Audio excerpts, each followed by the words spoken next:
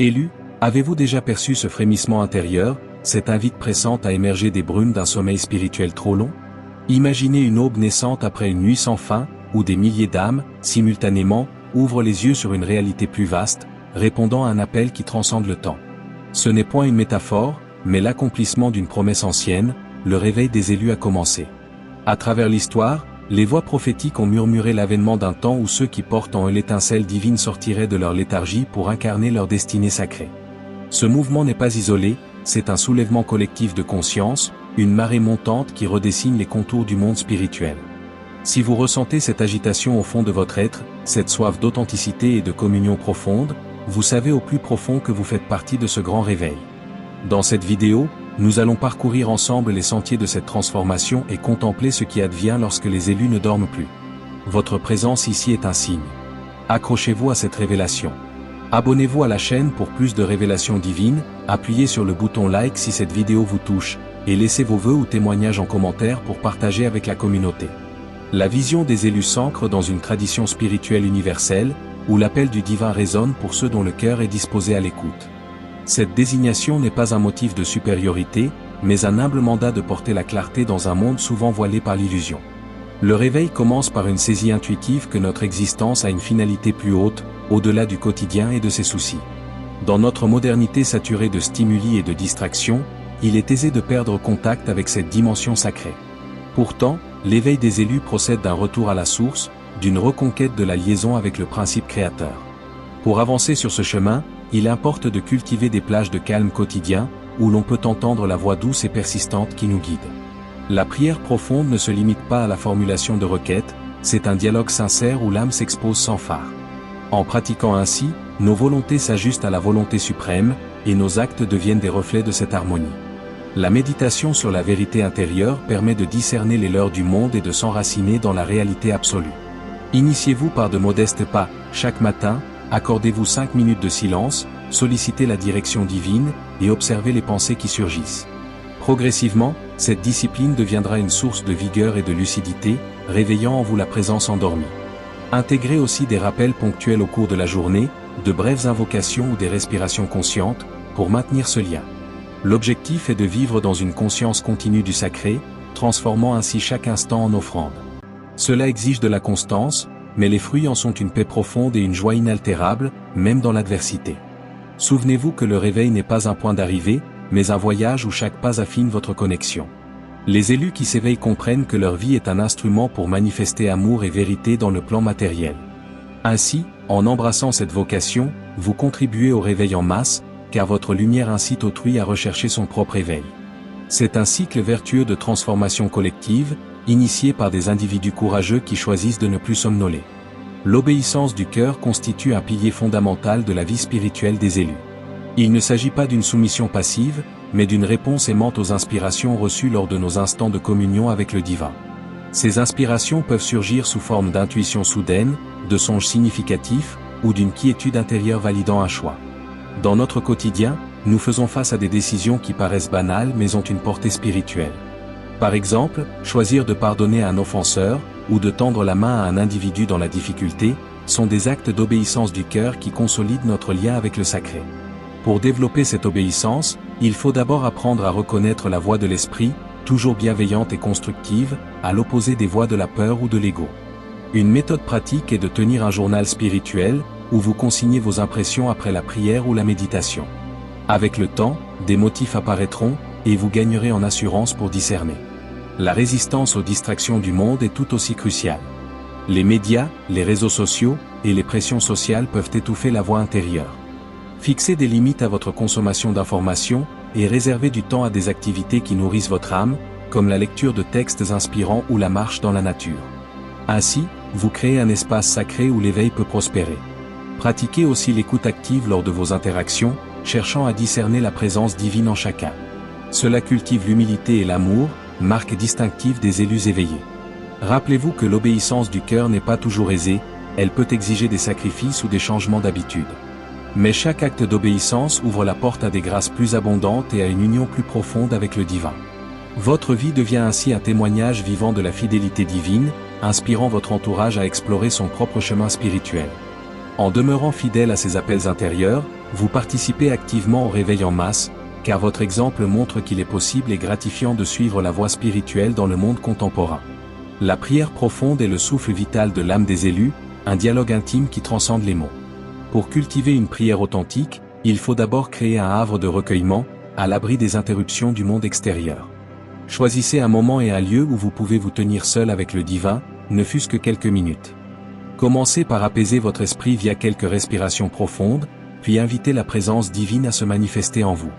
Exprimez vos pensées et vos sentiments avec sincérité, sans chercher à impressionner quiconque. La prière n'est pas une performance, mais un cœur à cœur où vous pouvez déposer vos fardeaux et recevoir la paix. Dans notre vie trépidante, il est tentant de négliger ce temps sacré, mais c'est précisément dans ces moments que nous rechargeons nos batteries spirituelles. Une pratique transformatrice est la prière de contemplation, où vous vous tenez simplement en silence devant le divin, sans demande, mais avec une attitude d'adoration et d'écoute. Cette forme de prière vous permet de goûter à la présence réelle et de développer une relation personnelle avec le Créateur. En outre, associez la prière à des actes concrets d'amour, car la foi sans les œuvres est morte. Par exemple, après avoir prié pour ceux qui souffrent, cherchez une façon tangible de les aider, ne serait-ce que par un petit geste. Cela ancre votre spiritualité dans la réalité et lui donne une puissance transformative. La constance est clé. Établissez une routine quotidienne de prière, même lorsque vous n'en avez pas envie, car c'est dans la fidélité que se construit l'habitude spirituelle. Avec le temps, vous découvrirez que la prière devient une source de joie et de direction, éclairant vos décisions et vous fortifiant dans les épreuves. Les élus qui prient avec ferveur deviennent des canaux de grâce pour leur entourage, et leur vie rayonne d'une lumière qui attire les autres vers le réveil. La méditation sur la vérité intérieure est un outil puissant pour affiner la vision spirituelle des élus. Il ne s'agit pas de vider l'esprit, mais de le tourner vers la réalité ultime qui réside au fond de nous. Cette pratique nous aide à distinguer entre les illusions du monde éphémère et la substance de l'éternel. Pour commencer, asseyez-vous confortablement et portez votre attention sur votre centre spirituel, souvent symbolisé par le cœur ou le souffle. Laissez passer les pensées sans vous y attacher, en vous concentrant sur un mot ou un concept sacré, comme paix, amour ou présence. Cette discipline quotidienne clarifie l'intellect et ouvre l'intuition. Dans notre vie moderne, où tout va vite, la méditation offre un ancrage, un retour à l'essentiel. Elle nous apprend à observer nos réactions automatiques et à choisir consciemment des réponses alignées avec notre nature divine. Appliquez cette clarté dans vos interactions. Avant de répondre à une provocation, prenez une respiration et demandez-vous quelle action reflèterait le mieux l'amour. La méditation sur la vérité intérieure révèle aussi les schémas limitants que nous avons intériorisés, nous permettant de nous en libérer. Tenez un journal de vos insights méditatifs, notez les prises de conscience qui émergent. Cela solidifie votre compréhension et suit votre progression. Au fil du temps, vous développerez une sérénité intérieure qui résiste aux turbulences extérieures. Cette paix intime est un signe distinctif des élus éveillés, une forteresse inviolable où l'âme peut toujours se retirer. En partageant discrètement cette paix avec les autres, par votre calme et votre écoute, vous semez des graines d'éveil autour de vous. La méditation n'est pas une fuite du monde, mais un moyen de s'y engager avec plus de sagesse et de compassion. Elle est une préparation à l'action inspirée, où chaque geste devient une prière en mouvement. La résistance aux distractions du monde est un combat spirituel que chaque élu doit mener avec vigilance. Notre société surconnectée propose un flux constant de sollicitations qui fragmente notre attention et éloigne notre conscience du divin. Pour préserver notre espace intérieur, il faut poser des frontières claires. Identifiez les sources de distraction majeures dans votre vie, peut-être les notifications du téléphone, les séries sans fin, ou les bavardages inutiles. Prenez la décision de réduire leur emprise. Désignez des moments sacrés sans écran, où vous vous consacrez à la lecture spirituelle, à la contemplation ou à la conversation profonde avec vos proches. Cette discipline libère du temps et de l'énergie pour l'essentiel. Pratiquez aussi le jeûne informationnel, une journée par semaine sans actualité ni réseaux sociaux, pour vous recentrer sur votre vie intérieure. Vous constaterez que cela apaise l'esprit et affine votre sensibilité aux impulsions spirituelles. La résistance n'est pas un rejet du monde, mais un choix de ne pas se laisser absorber par lui. Cultivez la simplicité dans votre environnement, un cadre épuré favorise la clarté mentale. Apprenez à dire non aux engagements superflus qui dispersent votre focus. En agissant ainsi, vous affirmez votre priorité, la recherche du royaume divin. Cette attitude requiert du courage, car elle va à contre-courant des normes sociales. Mais elle est indispensable pour maintenir la flamme de l'éveil. Les élus qui maîtrisent leurs distractions deviennent des phares de concentration et de paix, montrant qu'il est possible de vivre dans le monde sans être du monde. Leur exemple invite autrui à questionner ses propres dépendances et à aspirer à une vie plus intentionnelle. La transformation quotidienne par la pratique de la gratitude est un puissant accélérateur du réveil spirituel. La gratitude n'est pas seulement un sentiment passager, c'est une disposition du cœur qui reconnaît la main divine dans chaque détail de l'existence. En cultivant consciemment la gratitude, nous ajustons notre perception pour voir les bénédictions là où d'autres ne voient que des manques. Commencez chaque journée par lister mentalement 3 choses pour lesquelles vous êtes reconnaissant, même les plus simples: un rayon de soleil, un sourire partagé, la santé d'un proche. Cette habitude oriente votre esprit vers l'abondance et ouvre la porte à plus de grâce. Dans les moments difficiles, cherchez activement un aspect à apprécier. Cela ne nie pas la souffrance, mais l'intègre dans un cadre plus large de croissance. La gratitude transforme les épreuves en opportunités d'apprentissage et renforce la confiance en la providence divine. Intégrez la gratitude dans vos prières, remerciez avant de demander. Cela inverse la dynamique de la prière, la faisant passer d'une relation de dépendance à une relation d'amour et de reconnaissance. Partagez votre gratitude avec les autres, exprimez votre appréciation à vos proches, reconnaissez publiquement les bonnes actions. Cela diffuse une énergie positive et inspire un cercle vertueux. Les élus qui vivent dans la gratitude rayonnent d'une joie contagieuse, ils deviennent des aimants pour les bénédictions et des catalyseurs de réveil dans leur communauté. La gratitude est aussi un antidote à l'orgueil, car elle nous rappelle que tout est don. En maintenant un cœur reconnaissant, vous restez humble et ouvert aux instructions divines, accélérant ainsi votre progression spirituelle. Le rôle des épreuves dans l'affinement spirituel des élus est souvent méconnu. Les difficultés ne sont pas des punitions, mais des outils divins pour sculpter notre âme et nous préparer à notre mission. Quand vous traversez une période de turbulence, rappelez-vous que le divin vous confie un défi à la mesure de votre capacité à grandir. Au lieu de vous révolter, approchez l'épreuve avec une curiosité spirituelle. Que puis-je apprendre ici? Quelle qualité divine cette situation m'invite-t-elle à développer? La patience, la persévérance, la foi? En adoptant cette perspective, vous transformez l'obstacle en tremplin. Pratiquez l'abandon confiant durant les épreuves, dites « Je ne comprends pas, mais je fais confiance à ton plan ». Cette attitude d'abandon active libère une puissance transformatrice. Cherchez aussi le soutien dans la communauté spirituelle, partagez vos luttes avec des frères et sœurs de foi, non pour vous plaindre, mais pour solliciter des prières et des conseils. Les épreuves partagées perdent de leur poids et deviennent des liens qui unissent. Souvenez-vous que les périodes les plus sombres précèdent souvent les plus grands réveils. Beaucoup de grands guides spirituels ont connu le désert avant d'accéder à la clarté. Votre épreuve actuelle peut être le creuset où se forge votre autorité spirituelle future. Ne la gaspillez pas en résistance stérile, utilisez-la comme matière première pour votre croissance. Les élus qui traversent les épreuves avec grâce deviennent des témoins crédibles et compatissants, capables de guider d'autres âmes dans leurs propres ténèbres. Ainsi, chaque difficulté surmontée contribue au réveil collectif, car votre lumière, affinée par le feu, brille avec plus d'intensité. La communion avec les autres élus est un carburant essentiel pour soutenir le réveil collectif. Nous ne sommes pas appelés à cheminer seuls, la synergie d'une communauté spirituelle authentique amplifie notre foi et nous garde sur la voie. Recherchez activement des compagnons de route qui partagent votre soif d'éveil, que ce soit dans votre entourage local ou via des groupes en ligne sérieux. Organisez des rencontres régulières pour prier, étudier des textes sacrés, et partager vos expériences sans jugement.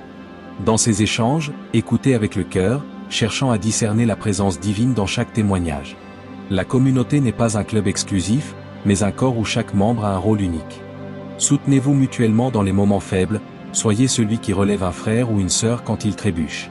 Cette solidarité concrète manifeste l'amour divin et renforce la résilience du groupe.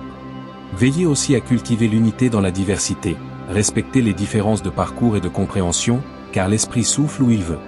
La communion des élus crée un champ énergétique de haute vibration qui influence positivement l'environnement et attire d'autres âmes en quête. Participez à des projets communs de service ou de propagation de la lumière, même modeste. L'action collective, inspirée par une intention pure, a un impact géométrique. Souvenez-vous que le réveil en masse est un phénomène de réseau.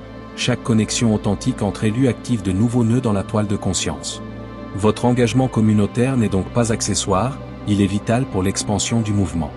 En étant un lien vivant dans cette chaîne, vous contribuez à l'avènement d'une nouvelle fraternité spirituelle sur Terre. Les signes du réveil en masse dans la société contemporaine sont subtils mais palpables pour qui a des yeux pour voir. Observez l'augmentation du nombre de personnes en quête de sens, se tournant vers la méditation, les pratiques contemplatives, ou une spiritualité dégagée des dogmes rigides. Voyez les mouvements de solidarité et d'entraide qui surgissent spontanément lors de crises, révélant un élan compassionnel au-delà des intérêts individuels. Notez la popularité croissante des discours sur la conscience, l'éveil et la transformation personnelle. Ces phénomènes ne sont pas des modes passagères, mais les symptômes d'un profond changement de paradigme. En tant qu'élu, vous pouvez participer à ce mouvement en y apportant votre lumière distinctive. Partagez vos insights avec douceur et sans prosélytisme, en vivant simplement votre vérité. Utilisez les outils modernes aux vidéos, écrits, conversations pour diffuser des messages d'espoir et de réveil. Restez attentif aux synchronicités, ces coïncidences significatives qui confirment que vous êtes sur la bonne voie et connecté à un plus grand tout. Le réveil en masse n'est pas un événement soudain et spectaculaire, mais une accumulation de prises de conscience individuelles qui finissent par atteindre un point de bascule. Votre rôle est d'être un point de lumière dans ce réseau, en maintenant votre propre flamme éveillée et en encourageant celle des autres. Ne sous-estimez pas l'impact de votre rayonnement personnel. Comme une bougie qui en allume 1000 autres, votre éveil peut en déclencher beaucoup d'autres. Soyez donc vigilant à garder votre propre feu vif, et ouvert à toutes les occasions de partager cette chaleur spirituelle avec un monde qui en a tant besoin. L'impact du réveil sur la famille et les relations est profond et transformateur. Quand un élu s'éveille, cela crée des ondulations dans son cercle intime. Votre nouvelle paix, votre patience accrue, votre écoute plus profonde, modifie la dynamique relationnelle. Vos proches peuvent d'abord être surpris, voire résistants, face à ce changement. Il est crucial d'aborder cette transformation avec humilité et douceur, sans imposer vos convictions. Montrez par l'exemple plutôt que par des discours. Soyez particulièrement attentif à vos paroles et à vos actes en famille, laissez l'amour divin guider vos interactions, même dans les tensions. La prière silencieuse pour vos proches est une arme puissante, bénissez-les intérieurement, confiez-les à la protection divine, sans chercher à contrôler leur chemin. Le réveil peut aussi révéler des incompatibilités avec certaines relations toxiques. Dans ce cas, priez pour la guidance afin de savoir comment poser des limites avec amour. D'un autre côté, votre éveil peut attirer à vous des âmes sœurs, même au sein de votre famille, créant des liens spirituels nouveaux et précieux.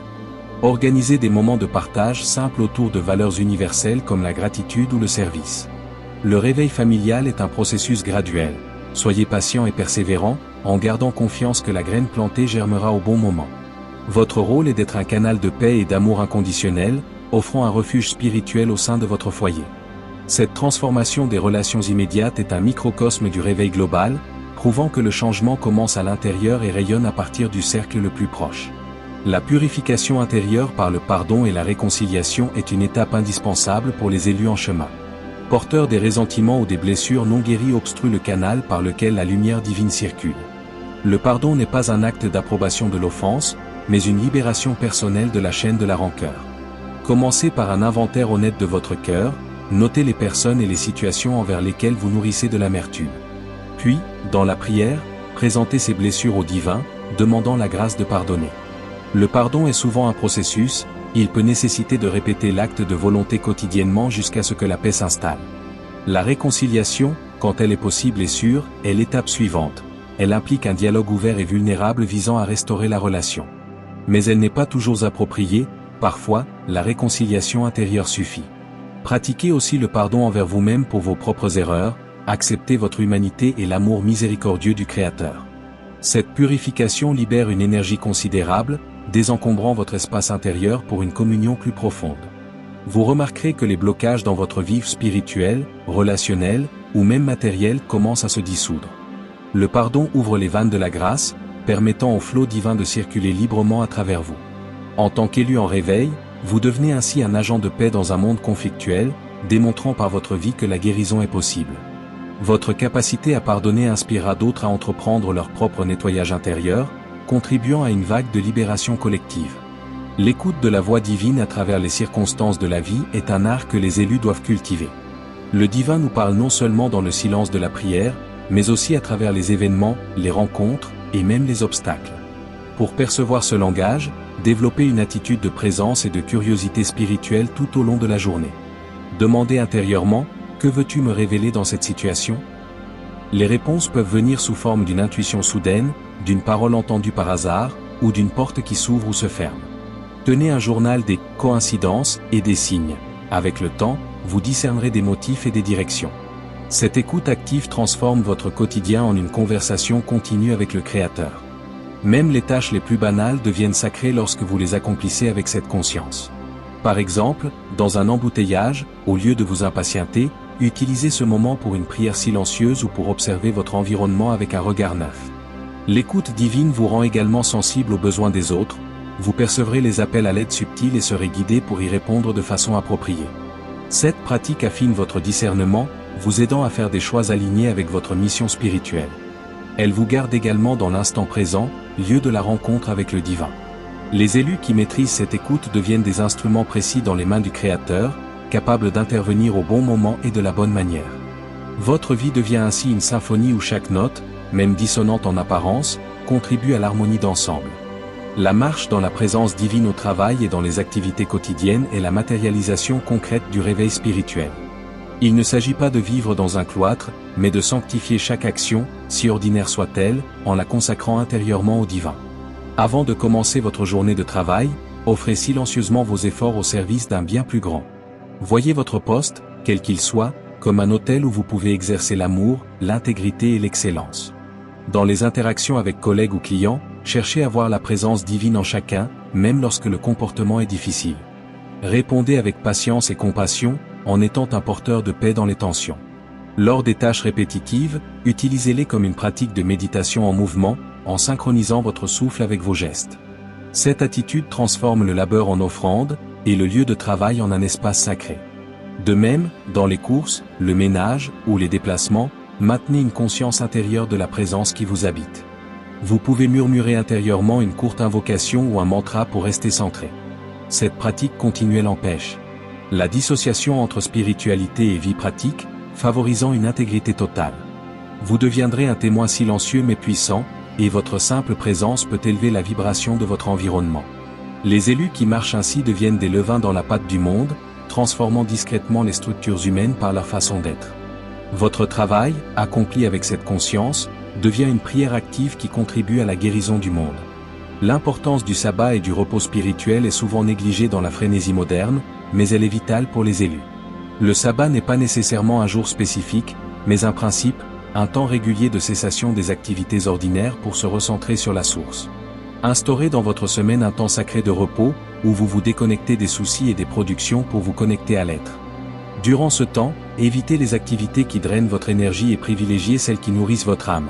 Marche dans la nature, lecture inspirante, musique sacrée, temps de qualité avec des êtres chers, ou simplement être en silence. Ce n'est pas de la paresse, mais une reconnaissance que nous ne sommes pas que des faiseurs, mais des êtres divins. Le repos spirituel permet à la grâce de travailler en nous sans l'interférence de l'agitation mentale. Il est un temps de recharge où nous nous laissons aimer et guider. Dans ce repos, souvent, les insights les plus profonds surgissent, et notre direction spirituelle se clarifie. Respectez ce sabbat avec la même rigueur que vous respectez vos engagements externes. Protégez-le des intrusions. En pratiquant régulièrement ce repos, vous maintiendrez un équilibre intérieur et éviterez le burn-out spirituel. Vous serez alors plus efficace et inspiré dans vos périodes d'action. Les élus qui honorent le sabbat deviennent des modèles de rythme de vie sain, montrant qu'une spiritualité authentique inclut le soin de soi comme temple du divin. Votre capacité à vous reposer profondément témoigne de votre confiance en la providence divine, qui agit même lorsque vous cessez vos efforts.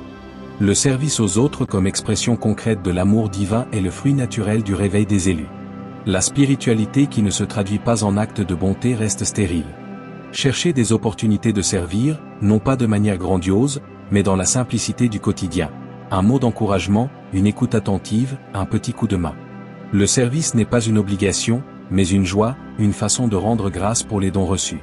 Quand vous servez, faites-le discrètement, sans attente de reconnaissance, en voyant le visage du divin dans la personne aidée. Cela purifie votre motivation et garde votre ego en échec.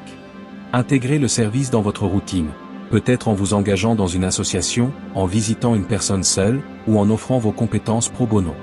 Le service vous met aussi en contact avec l'humanité souffrante, ce qui affine votre compassion et vous garde humble.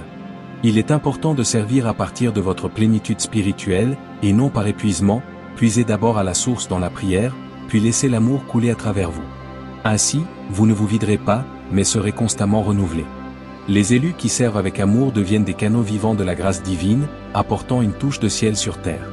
Votre service, aussi modeste soit-il, a un impact en chaîne que vous ne pouvez mesurer, contribuant à un réseau mondial de bonté qui prépare le terrain pour un réveil global. La lecture sacrée et l'étude spirituelle sont une nourriture essentielle pour l'âme des élus. Les textes inspirés de toutes les traditions offrent une sagesse intemporelle qui éclaire notre chemin. Consacrez du temps chaque jour à lire et à méditer un passage d'un livre sacré ou d'un écrit spirituel profond. Ne lisez pas rapidement pour accumuler des connaissances, mais lentement, en savourant, en laissant les mots résonner en vous et interroger votre vie. Posez-vous des questions: comment ce passage s'applique-t-il à ma situation actuelle?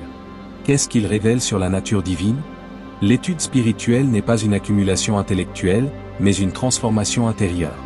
Complétez la lecture par la réflexion et la prière, demandant à l'Esprit de vous en révéler la signification pour vous. Partagez aussi vos découvertes avec votre communauté spirituelle, dans un esprit d'apprentissage mutuel.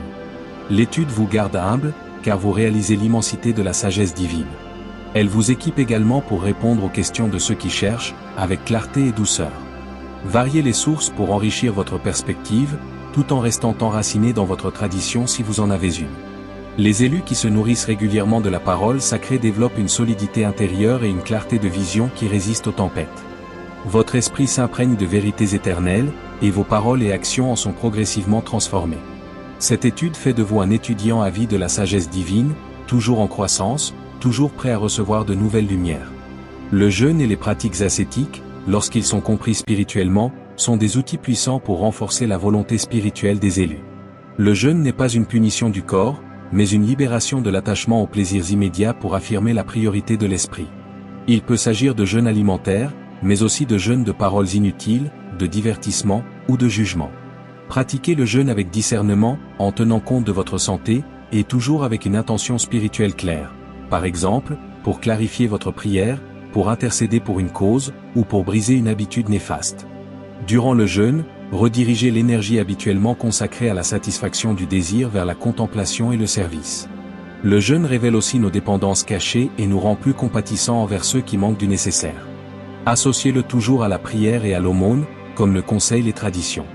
Les autres pratiques ascétiques, comme se lever tôt pour la prière, ou prendre des douches froides pour discipliner le corps, peuvent aussi être utiles si elles sont faites sans orgueil, mais comme des entraînements pour l'âme. L'ascétisme authentique n'est pas une mortification, mais une affirmation de la liberté intérieure. Les élus qui pratiquent ces disciplines avec sagesse acquièrent une maîtrise de soi qui les rend plus réceptifs aux impulsions divines. Ils deviennent des vases plus purs, capables de contenir des grâces plus grandes.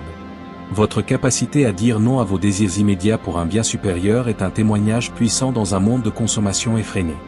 La patience et la persévérance dans le processus d'éveil sont des vertus indispensables.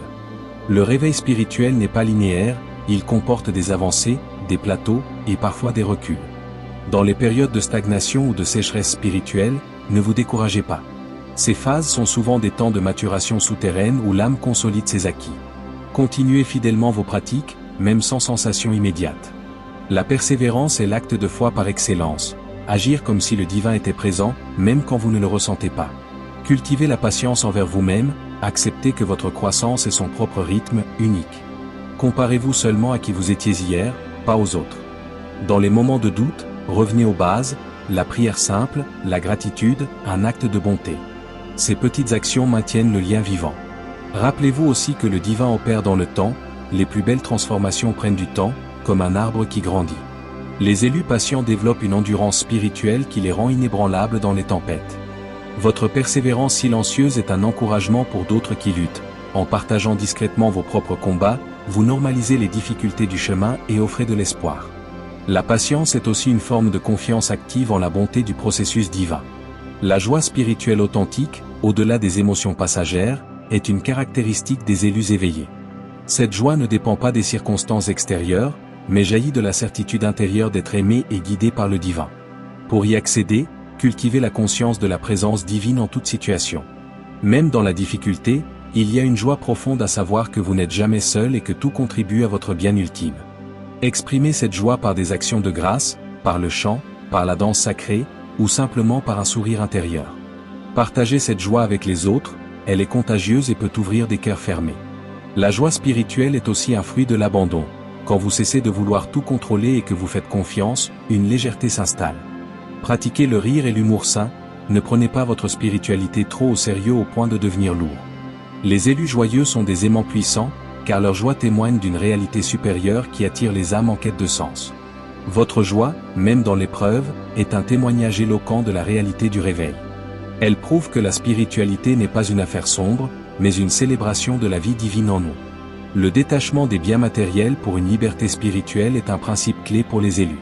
Le détachement ne signifie pas nécessairement la pauvreté, mais la non-identification aux possessions. Pratiquez en examinant vos attachements. À quoi est-ce que je crois avoir besoin pour être heureux? Expérimentez volontairement la simplicité. Donnez ce que vous n'utilisez pas, réduisez vos achats au nécessaire, appréciez la valeur de l'immatériel. Le détachement libère de l'énergie mentale et émotionnelle considérable, que vous pouvez investir dans votre vie spirituelle. Il vous rend également plus disponible pour servir, car vous n'êtes pas encombré par le souci des choses. Cultivez une attitude d'intendance plutôt que de possession, voyez tous les biens comme des prêts du divin à gérer avec sagesse. Ce détachement vous protège aussi des déceptions quand les biens disparaissent, comme c'est inévitable. Les élus détachés rayonnent une paix particulière, car ils ne sont pas ballottés par les fluctuations matérielles. Ils démontrent que le vrai bonheur réside dans l'être, non dans l'avoir. Votre mode de vie simple peut inspirer d'autres à questionner leur propre consommation et à rechercher une satisfaction plus durable dans le spirituel. L'amour inconditionnel comme but ultime du réveil est la conclusion logique de tout le chemin. Toutes les pratiques, les purifications, les disciplines, ne sont que des moyens pour libérer en nous la capacité d'aimer sans limite, comme le divin nous aime. L'amour inconditionnel ne fait pas de distinction entre le digne et l'indigne, il voit l'étincelle divine en chacun et agit pour son bien ultime. Pour grandir dans cet amour, commencez par des actes conscients de bonté envers ceux qui sont faciles à aimer, puis étendez graduellement votre cercle de compassion à ceux qui vous sont indifférents, et enfin à ceux qui vous ont blessé. Priez pour recevoir la grâce d'aimer comme le Créateur aime. Cet amour n'est pas sentimental, mais actif, il se traduit par des paroles et des gestes qui soutiennent et élèvent. L'amour inconditionnel est aussi le critère ultime de discernement. Est-ce que cette action, cette parole, vient de l'amour? Les élus qui font de l'amour leur priorité deviennent des incarnations vivantes de la présence divine sur terre. Votre amour, même imparfait mais sincère, a un pouvoir transformateur immense. Il brise les barrières, guérit les blessures, et construit le royaume de paix que tous les prophètes ont annoncé. En aimant ainsi, vous accomplissez la loi suprême et vous participez pleinement au réveil en masse, car l'amour est la vibration la plus puissante pour éveiller les consciences. La vigilance contre les pièges spirituels comme l'orgueil ou le découragement est cruciale pour les élus en chemin. L'orgueil spirituel est subtil, il peut se glisser quand vous progressez, vous faisant croire que vous êtes plus avancé que d'autres ou que vous avez des vérités exclusives. Pour le contrer, cultivez l'humilité en vous rappelant que tout est don, et que vous êtes un canal, pas la source. Servez dans l'ombre, acceptez les corrections, et reconnaissez la lumière chez les autres, même dans des traditions différentes.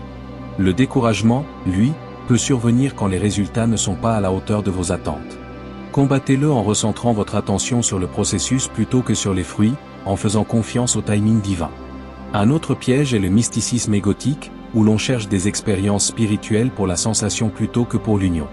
Pour l'éviter, gardez votre intention pure, cherchez le divin, pas les états modifiés. La vigilance s'exerce par l'examen de conscience régulier, demandant au Saint-Esprit de révéler vos aveuglements. Les élus vigilants deviennent des guides sûrs, car ils connaissent les écueils et peuvent aider d'autres à les éviter. Votre humilité et votre persévérance face à ces pièges renforceront votre autorité spirituelle et votre efficacité dans le réveil. L'humilité comme fondement de la croissance spirituelle ne peut être surestimée. L'humilité n'est pas la dévalorisation de soi, mais la reconnaissance juste de notre place dans le grand ordre cosmique. Nous sommes à la fois fils et filles du Très-Haut, et des créatures limitées ayant besoin de grâce. Pratiquez l'humilité en écoutant plus que vous ne parlez, en reconnaissant vos erreurs rapidement, en apprenant de tous, même des plus humbles en apparence. Dans la prière, approchez-vous comme un enfant, dans la confiance et la simplicité. L'humilité vous rend perméable aux instructions divines, car elle brise la carapace de l'orgueil qui bloque la grâce. Elle vous permet aussi de recevoir l'aide des autres et de la communauté, reconnaissant que vous ne savez pas tout. Les élus humbles sont puissants dans le royaume spirituel, car ils sont des vases vides que le divin peut remplir sans restriction. Votre humilité vous rend également aimable et accessible, attirant ceux qui sont rebutés par le dogmatisme rigide. Elle est le sol fertile où toutes les autres vertus peuvent croître. En cultivant l'humilité, vous vous alignez sur la nature même du Christ ou du Bouddha, qui se sont faits serviteurs de tous. Votre exemple d'humilité est une prédication silencieuse plus éloquente que tous les sermons. La puissance de la communauté des croyants pour soutenir l'individu est un trésor que les élus doivent chérir. Même si votre chemin est personnel, vous avez besoin du soutien, de la correction et de l'encouragement d'autres marcheurs. Une communauté saine offre un miroir qui vous aide à voir vos angles morts et un filet de sécurité quand vous tombez. Participez activement à la vie d'un groupe spirituel, en apportant vos dons et en recevant ceux des autres. Dans cette communauté, pratiquez la transparence vulnérable, partageant vos luttes ainsi que vos victoires, pour créer un espace de vérité et de grâce.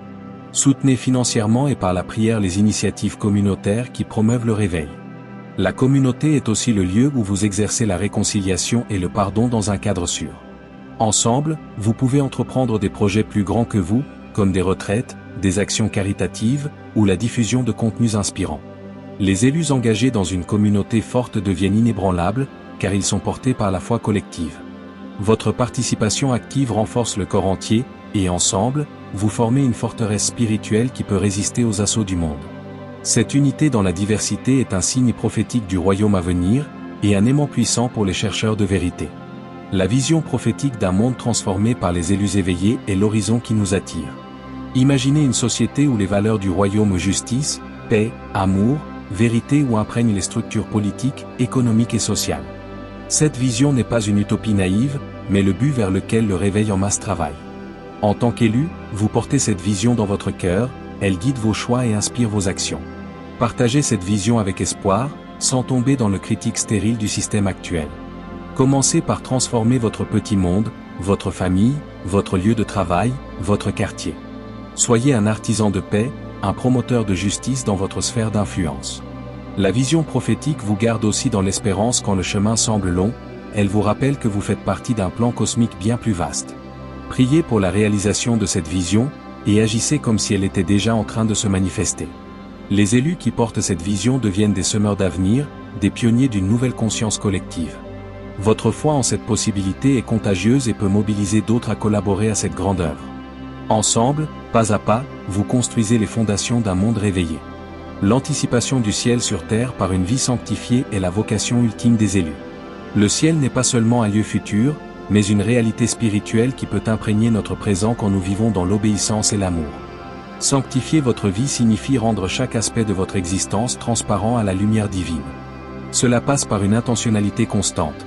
Dans vos pensées, choisissez de méditer sur ce qui est vrai et noble, dans vos paroles, dites ce qui édifie, dans vos actions, faites ce qui sert et aime. La sanctification est un processus coopératif. Vous faites votre part en disant oui aux inspirations, et le divin fait le reste en vous transformant de l'intérieur. Célébrez les sacrements ou les rites de votre tradition comme des moments de grâce tangibles qui nourrissent cette sanctification. Vivez dans l'attente joyeuse de rencontres divines dans le quotidien, et vous en ferez l'expérience. Les élus qui aspirent à la sanctification deviennent des oasis de paix et de lumière dans un monde assoiffé. Votre vie devient une anticipation, un avant-goût du paradis, offrant aux autres un aperçu de ce qui est possible. Cette sainteté pratique, loin d'être inaccessible, est simplement une vie pleinement accordée à la musique divine. En la vivant, vous montrez que le réveil n'est pas une abstraction, mais une réalité tangible qui transforme la vie ici et maintenant. L'appel final à l'action pour chaque élu pour contribuer au réveil est l'aboutissement de cette réflexion. Vous avez entendu l'appel, vous avez reçu les outils. Maintenant, il est temps d'agir avec courage et confiance. Ne remettez pas à demain ce que votre âme vous pousse à faire aujourd'hui. Commencez par une chose simple, peut-être établir une pratique spirituelle quotidienne, ou tendre la main à une personne dans le besoin, ou rejoindre un groupe de prière. Agissez même si vous avez peur, la foi grandit dans l'action. Soyez créatifs dans votre contribution au réveil, utilisez vos talents uniques que l'écriture, la musique, l'écoute, l'organisation pour servir la cause de l'éveil. Ne sous-estimez pas l'impact de votre obéissance, si petite soit-elle. Dans l'économie divine, rien n'est perdu. Restez connectés à la source par la prière constante, et votre action sera féconde. Les élus qui passent à l'action deviennent des catalyseurs dynamiques du changement. Votre décision d'avancer, maintenant, rejoint la décision de milliers d'autres à travers le monde, créant une synergie qui accélère le réveil global. Alors, levez-vous, élus, et marchez dans la lumière qui vous a été donnée. Le monde attend votre contribution unique.